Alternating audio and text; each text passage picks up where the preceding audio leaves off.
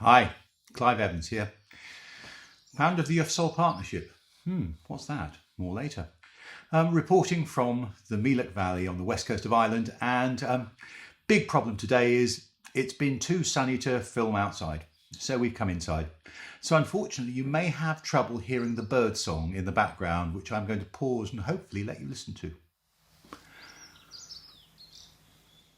Isn't that lovely? You see, what I found about this whole COVID-19 thing for me is it's enabled me to think quite a lot because I'm not jumping on off in airplanes and cars and things.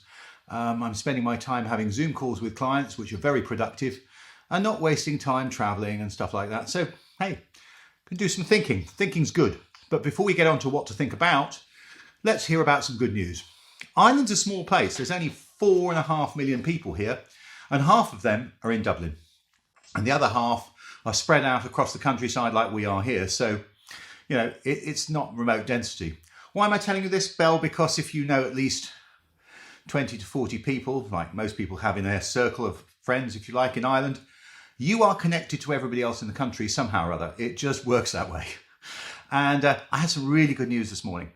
My friend Kieran, who is a wonderful chef based in Dublin, he's been okay, but his boss and best friend, Brian, had contracted COVID-19 at, guess what, Cheltenham races, which should never have happened.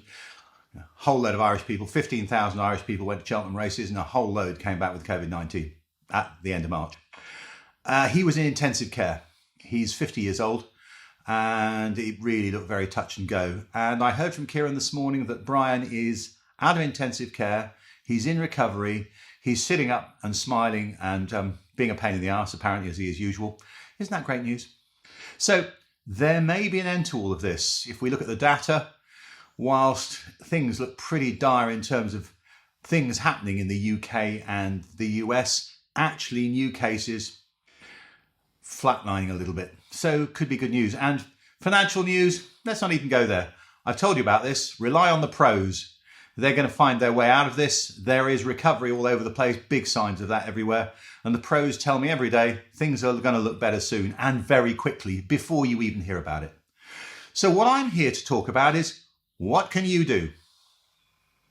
Well, you can use this time to think, can't you? Because here's the problem. You might be out of this quicker than you think. In which case you will have missed a golden opportunity to think about what the important question is, which is the one I posed to you last week.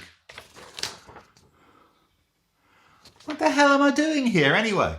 Which, by the way, I've discovered was written by Tom York, and it's a Radiohead song. Who knew? What the hell are you doing here anyway? Interesting. Why are you doing what you're doing?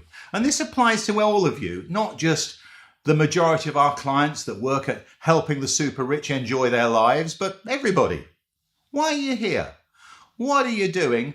And what can you do about it? If you like, let's go and look at, my friend Anrich, I know, here we are again, Venn diagrams.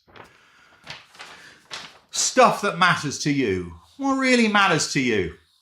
What's really important? Is it money? Or is it life? Or is it fulfillment?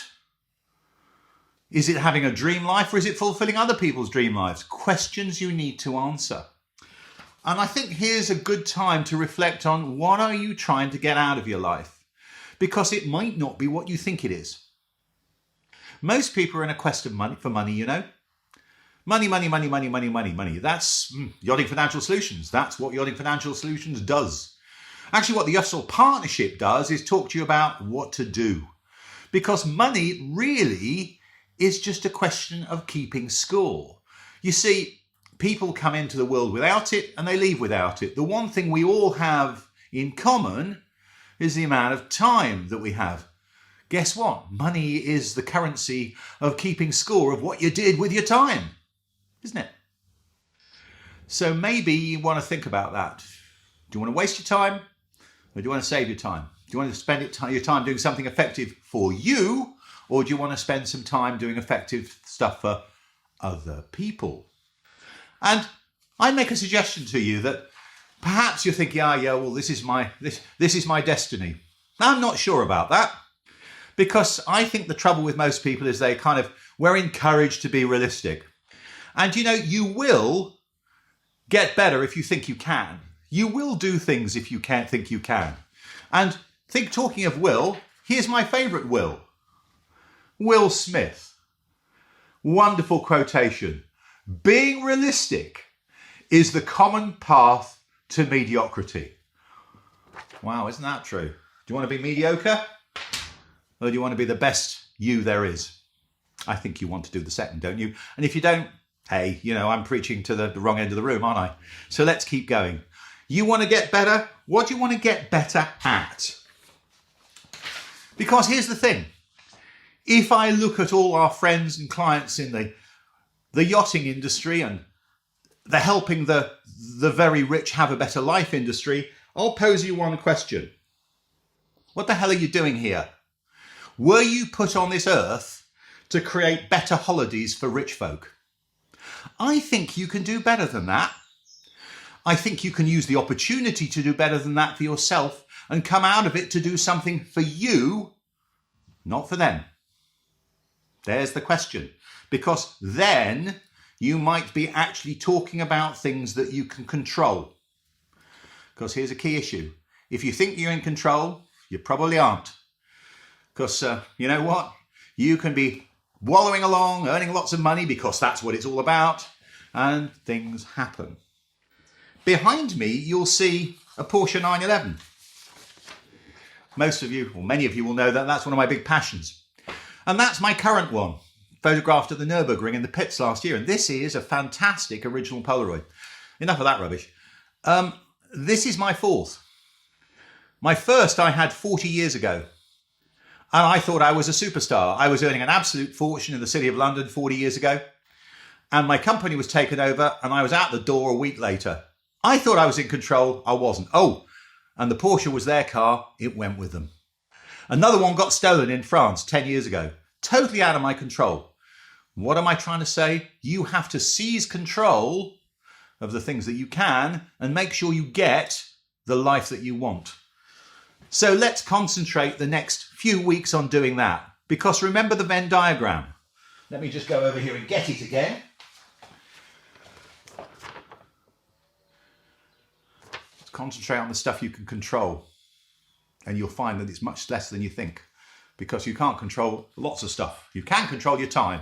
How are you going to spend it? You may have failed up to now to do this. It's okay.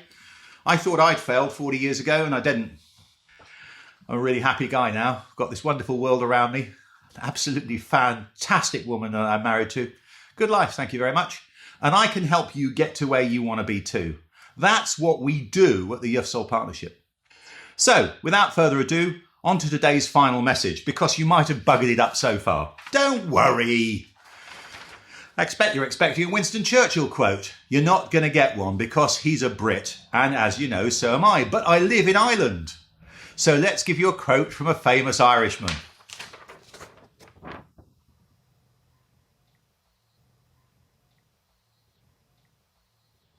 Brilliant. Samuel Beckett, fantastic Irish playwright. Ever tried? Ever failed? No matter. Try again. Fail again. Just fail better. With that, I'll see you next week, hopefully thinking about your better life.